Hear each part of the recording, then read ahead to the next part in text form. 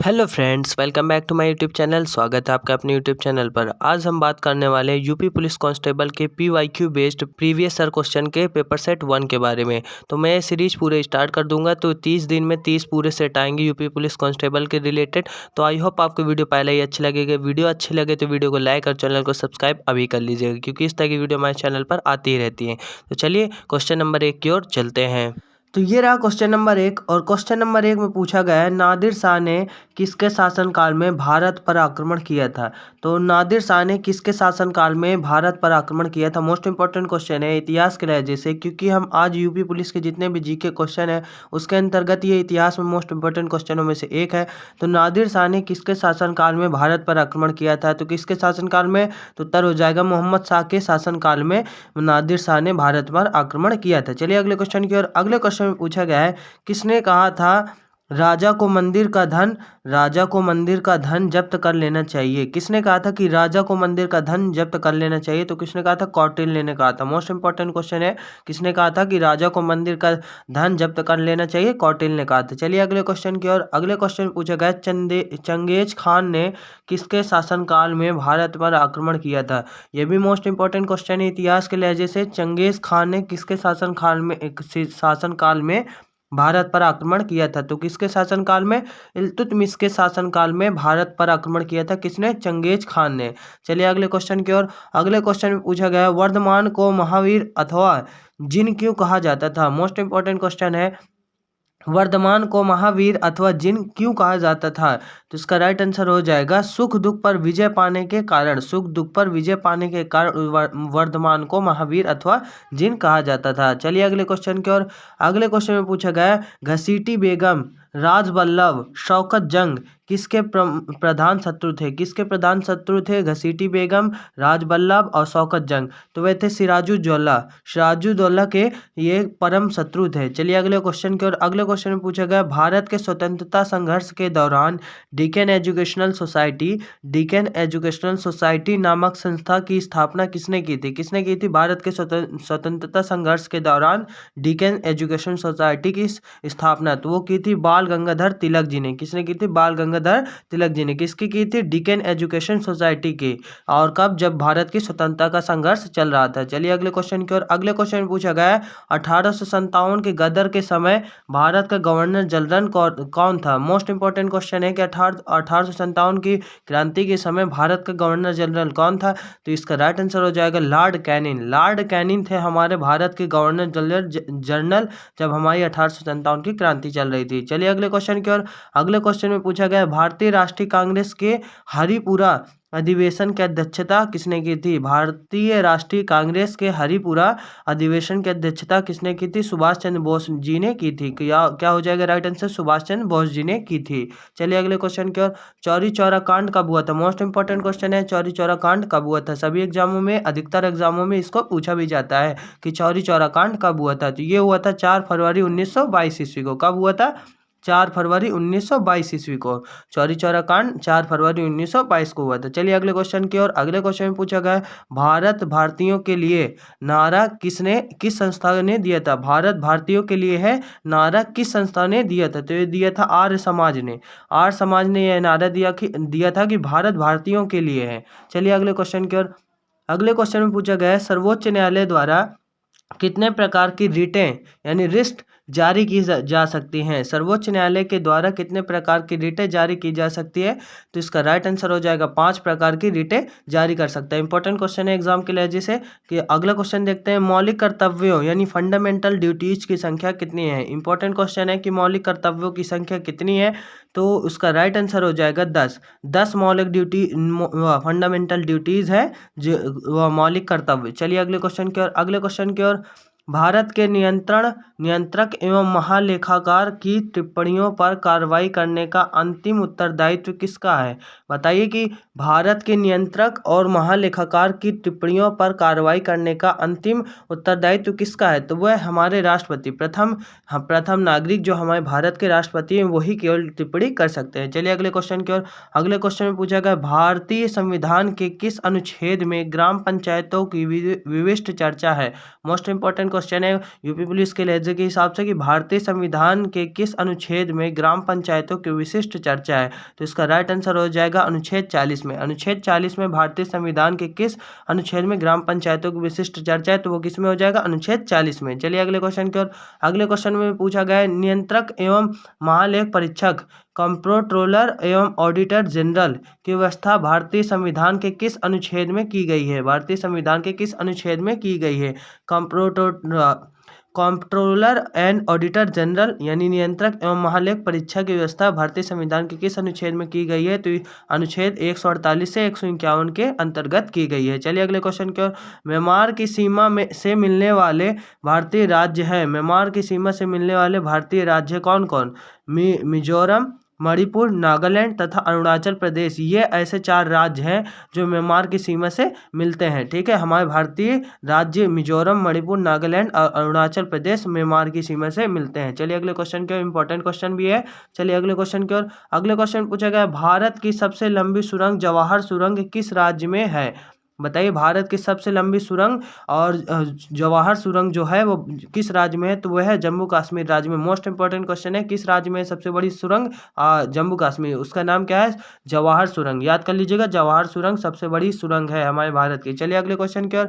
अगले क्वेश्चन पूछा गया है यूरोप और अफ्रीका को कौन सा जलमंडल मध्य अलग करता है, यानी कौन सी स्ट्रेट यूरोप और अफ्रीका को अलग करता है। तो जिब्राल्टर नामक स्ट्रेट जो है यूरोप और अफ्रीका को अलग करता है। चलिए अगले क्वेश्चन की ओर। अगले क्वेश्चन की ओर। विंध्याचल और सतपुड़ा पहाड़ियों के बीच से होकर बहने वाली नदी कौन सी है। मोस्ट इंपॉर्टेंट क्वेश्चन है कि विंध्याचल और सतपुड़ा पहाड़ियों के बीच से होकर बहने वाली नदी कौन सी है, तो वह नदी है नर्मदा। नर्मदा नदी है जो विंध्याचल और सतपुड़ा पहाड़ियों के बीच से होकर बहती है, और नर्मदा नदी उल्टी भी बहती है, यह भी याद करके चलिएगा। मोस्ट इंपॉर्टेंट क्वेश्चन में से आ जाता है कि कौन सी नदी उल्टी बहती है, तो नर्मदा नदी उल्टी बहती है। चलिए अगले क्वेश्चन की ओर।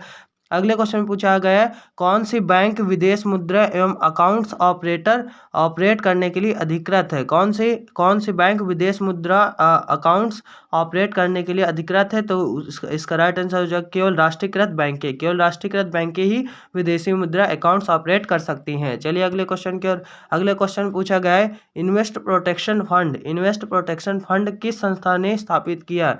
इस इन्वेस्ट प्रोटेक्शन फंड किस संस्था ने स्थापित किया, तो वो किया था सेबी ने, SEBI ने किया था क्या, इन्वेस्ट प्रोटेक्शन फंड। चलिए अगले क्वेश्चन की ओर। आर्थिक नियोजन किस सूची का विषय है। आर्थिक नियोजन किस सूची का विषय है, मोस्ट इंपॉर्टेंट क्वेश्चन है, तो वह समवर्ती सूची का। कौन से समवर्ती सूची का आर्थिक नियोजन सूची विषय है। चलिए अगले क्वेश्चन की ओर।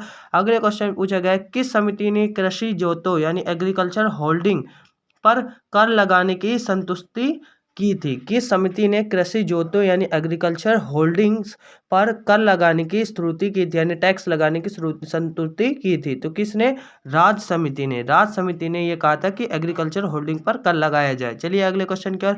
अगले क्वेश्चन में पूछा गया कर सुविधा समिति टैक्स रिफॉर्म्स कमेटी का अध्यक्ष किसे नियुक्त किया गया था। किसे नियुक्त किया गया था टैक्स रिफॉर्म्स कमेटी का अध्यक्ष, तो वह थे राजा चैलेयो को टैक्स रिफॉर्म्स कमेटी का अध्यक्ष चुना गया था। चलिए अगले क्वेश्चन की ओर। अगले क्वेश्चन पूछा गया है विटामिन B12 में कौन सी धातु विद्यमान होती है। मोस्ट इंपॉर्टेंट क्वेश्चन है, काफ़ी बार एग्जाम में आया भी गया है कि विटामिन B12 में कौन सी धातु विद्यमान होती है, तो कौन सी धातु, कोबाल्ट धातु विद्यमान होती है। याद करके चलेगा, कोबाल्ट धातु B12 में होती है। चलिए अगले क्वेश्चन की ओर। अगले क्वेश्चन में पूछा गया वायुमंडल में कौन सी निष्क्रिय इनर्ट गैस सर्वाधिक मात्रा में होती है। वायुमंडल में कौन सी निष्क्रिय इनर्ट गैस सर्वाधिक मात्रा में होती है, तो कौन सी गैस, आर्गन गैस, यानी निष्क्रिय गैस जो कि आर्गन गैस है, तो वह सर्वाधिक मात्रा में वायुमंडल में पाई जाती है। चलिए अगले क्वेश्चन की ओर। अगले क्वेश्चन में पूछा गया है किसकी कमी के कारण दांतों का क्षरण यानी डेंटल कैरीज होने लगता है। किसकी कमी के कारण दांतों का क्षरण यानी डेंटल कैरीज होने लगता है, तो इसका राइट आंसर हो जाएगा फ्लोरीन की कमी के कारण दांतों का क्षरण यानी डेंटल कैरीज होने लगता है। चलिए अगले क्वेश्चन की ओर। अगले क्वेश्चन में पूछा गया प्रकाश संश्लेषण यानी फोटोसिंथेसिस की क्रिया की प्रक्रिया की समाप्ति पर बने पदार्थ होते हैं? कौन कौन से बने पदार्थ होते हैं? मोस्ट इंपॉर्टेंट क्वेश्चन है कि प्रकाश संश्लेषण यानी फोटोसिंथेसिस की क्रिया समाप्त होने के बाद कौन कौन से पदार्थ बनते हैं? तो कौन कौन से पदार्थ बनते हैं? ग्लूकोज बनता है, पानी बनता है और ऑक्सीजन बनता है। क्या बनता है? ग्लूकोज, पानी और ऑक्सीजन बनता है। याद करके चलिएगा, ग्लूकोज, पानी, ऑक्सीजन फोटोसिंथेसिस की क्रिया के बाद बनता है। चलिए अगले क्वेश्चन की ओर।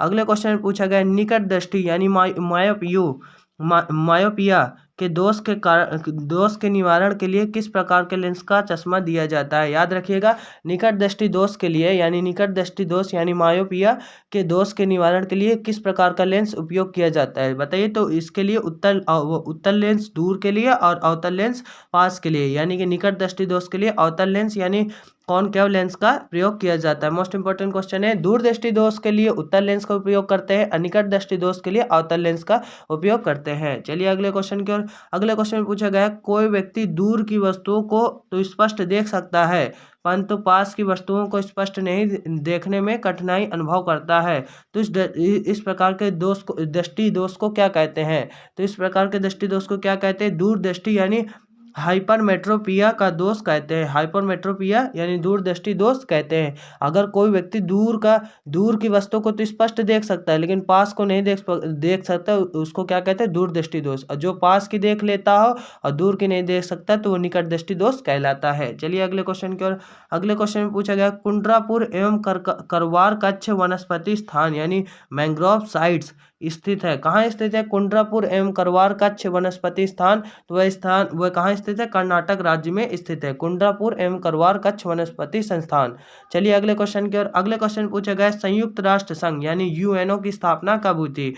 मोस्ट इंपॉर्टेंट क्वेश्चन है कि यूएनओ की स्थापना कब हुई थी? संयुक्त राष्ट्र संघ की यूएनओ की स्थापना कब हुई थी? संयुक्त राष्ट्र संघ की स्थापना कब हुई थी? तो वो हुई थी 24 अक्टूबर 1945 ईस्वी को यूएनओ की स्थापना हुई थी। कब हुई थी? 24 अक्टूबर 1945 ईस्वी को। चलिए अगले क्वेश्चन की ओर। द साइंस ऑफ भरतनाट्यम पुस्तक किसने लिखी थी? द साइंस ऑफ भरतनाट्यम पुस्तक किसने लिखी थी? तो लिखी थी सरोजा वैद्यनाथन ने द साइंस ऑफ भरतनाट्यम पुस्तक लिखी थी। चलिए अगले क्वेश्चन की ओर। अगले क्वेश्चन पूछा गया संयुक्त राष्ट्र संघ की महासभा के प्रथम महिला अध्यक्ष कौन थी? संयुक्त राष्ट्र संघ की महासभा की प्रथम महिला अध्यक्ष कौन थी? तो वे थी विजय लक्ष्मी पंडित जी संयुक्त राष्ट्र संघ की महासभा की प्रथम महिला अध्यक्ष थी। चलिए अगले क्वेश्चन की ओर। अगले क्वेश्चन में पूछा गया भारत की प्रथम बहुउद्देशीय परियोजना किस नदी पर बनाई गई थी? मोस्ट इंपॉर्टेंट क्वेश्चन है कि भारत की प्रथम जो बहुउद्देशीय परियोजना बनाई गई थी वो किस नदी के ऊपर बेस्ड थी? तो वो थी दामोदर नदी पर वो बनाई गई थी बहुउद्देशीय परियोजना हमारे भारत की प्रथम। चलिए याद करके जाइएगा, ये मोस्ट इंपॉर्टेंट क्वेश्चन है। अगला क्वेश्चन पूछा जाता है भारत में प्रथम स्थापित परमाणु संयंत्र यानी एटॉमिक प्लांट कौन सा है, यानी कहाँ पर स्थित है? तो वह स्थित है तारापुर परमाणु संयंत्र में है। ये मोस्ट इंपॉर्टेंट क्वेश्चन है कि भारत में हमारा प्रथम स्थापित परमाणु केंद्र कौन सा है? तो वह तारापुर में परमाणु संयंत्र केंद्र है। चलिए अगले क्वेश्चन की ओर। अगले क्वेश्चन पूछा गया एलोरा की प्रसिद्ध कैलाश मंदिर का निर्माण किसने करवाया था? एलोरा की प्रसिद्ध कैलाश मंदिर का निर्माण किसने कराया था? तो वो कराया था राष्ट्रकूट शासक कृष्ण प्रथम ने एलोरा के प्रसिद्ध कैलाश मंदिर का निर्माण किया था। चलिए अगले क्वेश्चन की ओर। अगले क्वेश्चन में पूछा गया है किसी राज्य का सर्वोच्च विधि अधिकार यानी हाईएस्ट लॉ ऑफिसर कौन होता है? किसी राज्य का सर्वोच्च विधि अधिकारी हाईएस्ट लॉ ऑफिसर कौन होता है? तो वो होता है एडवोकेट जनरल किसी राज्य का सर्वोच्च विधि अधिकारी होता है। चलिए अगले क्वेश्चन की ओर। अगले क्वेश्चन में पूछा गया किस प्रधानमंत्री के शासनकाल में संपत्ति के अधिकार को मौलिक अधिकार की सूची से हटाया गया था? किस प्रधानमंत्री के शासनकाल में संपत्ति के आधार को मौलिक अधिकारों की सूची से हटाया गया था? तो किस प्रधानमंत्री काल में होता है? तो ये मोरारजी देसाई जो कि हमारे प्रधानमंत्री थे, उनके शासनकाल में मौलिक अधिकारों से हमारी संपत्ति के अधिकार को हटा दिया गया था, तभी उसके बाद हम टैक्स देने लगे थे। चलिए अगले क्वेश्चन की ओर। अगले क्वेश्चन में पूछा गया चिपको आंदोलन, मोस्ट इंपॉर्टेंट क्वेश्चन है, चिपको आंदोलन किस विषय से संबंधित है? चिपको आंदोलन किस विषय से संबंधित है? तो वह है वन संरक्षण विधि से विषय से संबंधित है। कौन सा आंदोलन? चिपको आंदोलन वन संरक्षण वन संरक्षण विषय से संबंधित है। ये थे मोस्ट इम्पोर्टेंट जीके क्वेश्चन जो कि पेपर सेट 1 था। तो इसमें 40 क्वेश्चन हमने कवर किया, तो इसका सेट दूसरा सेट जो आएगा तो वो कल या परसों तक मैं अपलोड कर दूंगा। तो आई होप आपको वीडियो अच्छा लगा होगा। तो वीडियो अच्छा लगे तो वीडियो को लाइक और चैनल को सब्सक्राइब जरूर करके जाइएगा, क्योंकि इस तरह के पेपर सेट और एग्जाम से रिलेटेड सभी वीडियो हमारे चैनल पर आते रहेंगे। Thank you.